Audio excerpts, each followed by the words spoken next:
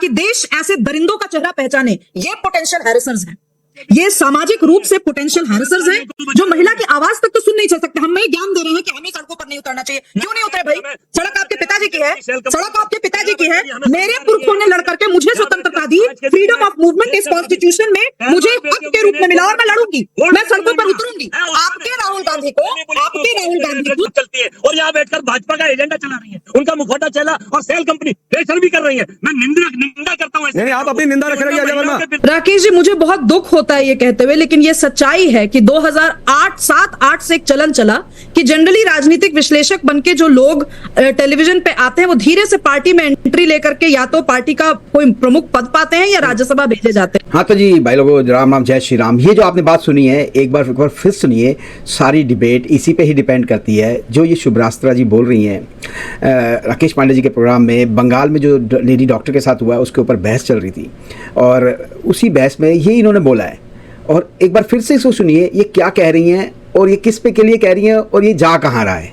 राकेश जी, मुझे बहुत दुख होता है ये कहते हुए, लेकिन ये सच्चाई है कि 2007-8 से एक चलन चला कि जनरली राजनीतिक विश्लेषक बनके जो लोग टेलीविजन पे आते हैं वो धीरे से पार्टी में एंट्री लेकर के या तो पार्टी का कोई प्रमुख पद पाते हैं या राज्यसभा भेजे जाते हैं। तो जी आप खुद भी तो शुभ्रास्त्रा जी, आप खुद भी एक राजनीतिक विशेषज्ञ हैं, विश्लेषज्ञ हैं, जो भी है, मतलब एनालिस्ट हैं।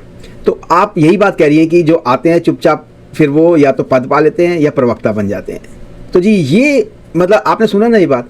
अब ये इनकी बहस में देखिएगा आप कि गोदी मीडिया कितना हावी हुआ है और लोगों पे, चाहे वो राकेश पांडे जी हो चाहे शुभ्रास्त्रा हो, मतलब इतना हैवी हुआ है। और ये तो बहुत बदतमीजी करती है शुभ्रास्त्रा, तो बहुत बदतमीजी से बोलती है। इनको सोच समझ के बोलना चाहिए। आइए चलिए देखते हैं वीडियो को। ममता बनर्जी का नाम लेने की हिम्मत नहीं हो पा रही है। गजब का खौफ है राहुल गांधी में। कहते हैं डरो मत, लेकिन ममता सरकार का नाम लेने में खुद डर रहे हैं। एक पता नहीं वो पोस्ट सही है या नहीं है, मैंने फैक्ट चेक नहीं किया, लेकिन एक सोशल मीडिया में लोग शेयर कर रहे हैं कि हाथरस जाने से कोई रोक नहीं सकता है। बंगाल भी इसी देश में, भाई चले जाइए। राकेश जी देखिए, आपके तेज बोलने से जो सांत्वना जो चीजें हैं, वैसे तो आज आपको ये डिबेट इसलिए नहीं करनी चाहिए थी। 15 अगस्त का दिन था, आजादी का दिन था, लेकिन चूंकि आपको एजेंडा ऊपर से लिख के मिल जाता है। राज्यसभा बंगाल पुलिस ने अभी स्पष्टीकरण दिया है, जांच और दोषियों को कड़ी सजा मिले। हम तो कह रहे हैं फांसी मिले। क्या स्पष्टीकरण दिया है? क्या स्पष्टीकरण दिया है बंगाल पुलिस ने? मेरी थोड़ा बीच में बोले ना, थोड़ा नहीं आप बोलिए ना, क्या स्पष्टीकरण दिया है? वो स्पष्टीकरण धरा का धरा रह गया हाईकोर्ट में। जब सीबीआई को उठाकर जांच देगी, छोड़ दीजिए, आपसे ना हो पाएगा। बंगाल कमिश्नर देखिए राकेश जी, पत्रकार और चैनल तो कुछ भी एजेंडा चला सकते हैं। पुलिस एक सरकारी देश की पुलिस कहीं की भी हो चाहती। अरे हाई कोर्ट की बात कोर्ट कर रहा हूँ अजय वर्मा। अरे भैया मैं अपनी बात थोड़े नहीं कोर्ट कर रहा हूँ। पुलिस होती है, प्रशासन होता है। पुलिस का मामला, पुलिस जो है सरकारी होती है, वो मेरी और आपकी नहीं होती। चैनल मेरी तरह आपकी तरह नहीं है कि एजेंडा कोई किसी का चलाइए। नहीं आप बता ही नहीं पा रहे हैं। चलिए ठीक है, छोड़िए ना, आपसे भी ना हो पाएगा।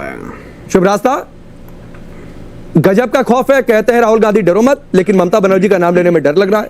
यहां पर पुलिस को डिफेंड कर रहे हैं, हाईकोर्ट ने 2 टूक कह दिया, आपसे ना हो पाएगा, छोड़ दीजिए, सीबीआई को दे दिया। अगर जांच इतनी अच्छी चल रही होती तो भी ठीक है।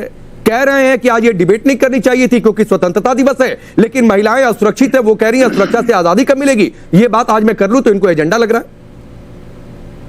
राकेश जी, ये जिन कांग्रेस नेता ने कहा क्या स्वतंत्रता दिवस है, अतः हम इस मुद्दे पर चर्चा न करते तो ज्यादा अच्छा होता। इनको शर्म आनी चाहिए।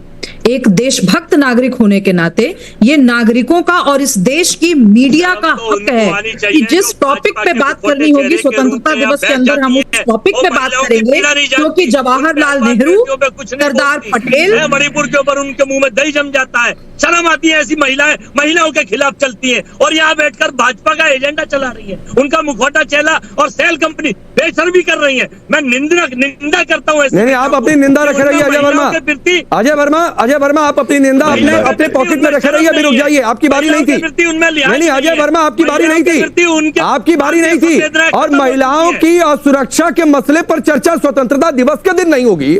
नहीं, जब नहीं, इतना बड़ा महिला- बवाल हो गया देश के महिला एक हिस्से के लिए में, उन्हें तो किसी और दिन केवल होगी क्या? एजेंडा मुहूर्त निकाले, बनारस की बेटी का बलात्कार अजय वर्मा मतलब से नहीं मुहूर्त बोली। निकलवाएं। अभी रुक लॉ जाइए, कॉलेज में- शुभ रास्ता लॉ को बोलने कॉलेज दीजिए, में- अपनी बारी का इंतजार कर रही थी। लॉ कॉलेज में अजय वर्मा गुजरात प्लीज में बीच में बलात्कार कर लिया नहीं। अजय वर्मा प्रशिक्षुओं मैं के कह रहा हूं, मैं इसके बाद तब नहीं कहूंगा। बोली। अजय वर्मा इसके बाद नहीं कहूंगा मैं आपको। हुआ एक बीजेपी इनके के नेता तेवर- रुक जाइए, तब नहीं बोली। रुक जाइए, चलिए शुभ रास्ता की आवाज सिर्फ ऑन एयर जा रही है। मैं राहुल गांधी से क्या उम्मीद करूं? राहुल गांधी के पार्टी के पोपट नेताओं की औकात यही है कि स्वतंत्रता दिवस के दिन इतने संवेदनशील मुद्दे पर वो किसी महिला को बोलने तक नहीं दे रहे। मैं तो चुप थी।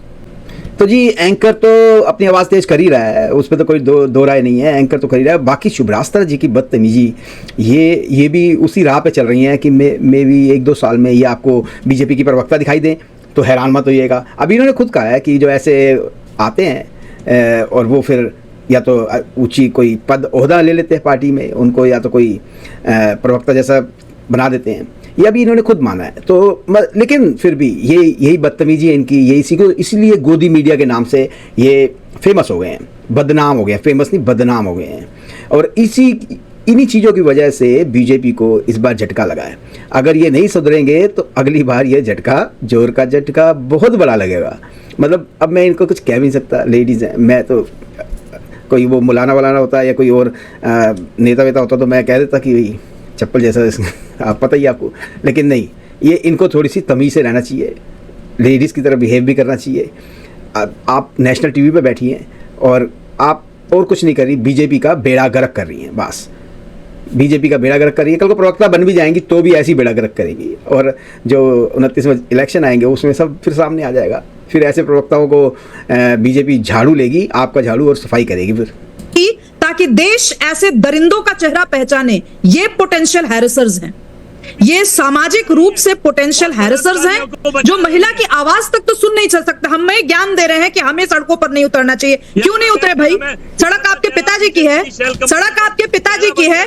मेरे पुरखों ने लड़ करके मुझे स्वतंत्रता दी, फ्रीडम ऑफ मूवमेंट इस कॉन्स्टिट्यूशन में मुझे हक के रूप में मिला, और मैं लड़ूंगी, मैं सड़कों पर उतरूंगी। आपके राहुल गांधी को दिक्कत होगी ममता बनर्जी से सवाल पूछने में, लेकिन मैं याद दिलाऊंगी कि ये वही ममता बनर्जी हैं जिन्होंने 2012 में सुज़ैन जॉर्डन की सुज़ैन जॉर्डन को क्या कहा था, किस तरीके से बात की थी। तो मैं थोड़ा सा, राकेश जी, मुझे मीडिया से शिकायत ये है कि हम ममता बनर्जी से आज इस संवेदनशीलता की उम्मीद कैसे कर रहे हैं? क्या हम भूल गए कि 2000, देखिए पीछे जो भोपू चल रहे हैं ना, नहीं, उनकी बैकग्राउंड कमेंट्री थोड़ी डाउन करिए पीसीआर, क्योंकि ये अभी शुभ रास्ता की आवाज होने जाने दीजिए। एक ही काम है जो इनको सिखाया गया है, इसीलिए मुझे इनकी बकवास से मतलब नहीं, ना मैं इनसे सर्टिफिकेट ले रही हूँ। सिंपल सी बात है, बहुत सारी बातें कही गई। देश में मणिपुर पे नहीं बोला गया। अरे भाई, मणिपुर पे नहीं बोला गया तो मणिपुर पे जब आप लोग शासन कर रहे थे तो इरोम शर्मिला जो महिला थी इतने दिनों तक क्यों अनशन पे बैठी रही? पूछिए अजय वर्मा से। तब राहुल गांधी के मुंह में दही जमा हुआ था कि नहीं जाकर के बात कर रहे थे? किसकी सरकार थी तब? इसलिए मेरे सामने ना महिलाओं के नाम पर मणिपुर को खींचकर बकवास मत कीजिए। मणिपुर में जो हुआ और जो बंगाल में हुआ, उन दोनों में साम्यता आप कैसे देख पा रहे हैं? ठीक, एक 31 साल की लड़की के साथ गैंग रेप और उसकी नृशंस हत्या। सुनिए नीरज राय, चुप रहिए, इसके बाद नहीं है नाम आपका शुभरास्ता नहीं है, आपने एफिडेविट दिया और कोर्ट में कि आपका नाम शुभरास्ता है, तो पहले लाइए। राकेश जी, 3 पीढ़ियों के ख्वाब को नष्ट किया गया है, 3 पीढ़ियों के सपने आज स्वतंत्रता दिवस के दिन एक महिला होने के नाते मुझे कहने में ये बिल्कुल भी इसमें आपत्ति नहीं है, कोई संकोच नहीं है ये कहने में कि ममता बनर्जी की पुलिस, ममता बनर्जी स्वयं और टीएमसी का एक नेता, अगर सुनना चाहते हैं ना, विपक्ष का एक नेता 3 जनरेशंस के सपनों का खात्मा करने के लिए जिम्मेवार है। राकेश जी, मुझे बहुत दुख होता है ये कहते हुए, लेकिन ये सच्चाई है कि 2007-8 से एक चलन चला कि जनरली राजनीतिक विश्लेषक बनके जो लोग टेलीविजन पे आते हैं वो धीरे से पार्टी में एंट्री लेकर के या तो पार्टी का कोई प्रमुख पद पाते हैं या राज्यसभा भेजे जाते हैं। तो जी वीडियो तो हो गया यहाँ पे खत्म। आपने देखा बंगाल में जो भी हुआ है बहुत बुरा हुआ है। वो जो भी लोग हैं उनको तो पिछवाड़े में गोलियां भर देनी चाहिए, उनको तो ऐसी मौत देनी चाहिए कि भाई अगली बार कोई बंदा ऐसा काम करने से कांपे, से कहते हैं ना कांपना, डरे, सोचे भी ना उस बारे में। उनको तो कोई माफ़ी नहीं है, लेकिन उनके इस इस काम के साथ अगर आप लोगों से बदतमीजी करेंगे तो आप कैसे दिखाई दे रहे हैं लोगों को नेशनल टीवी पे?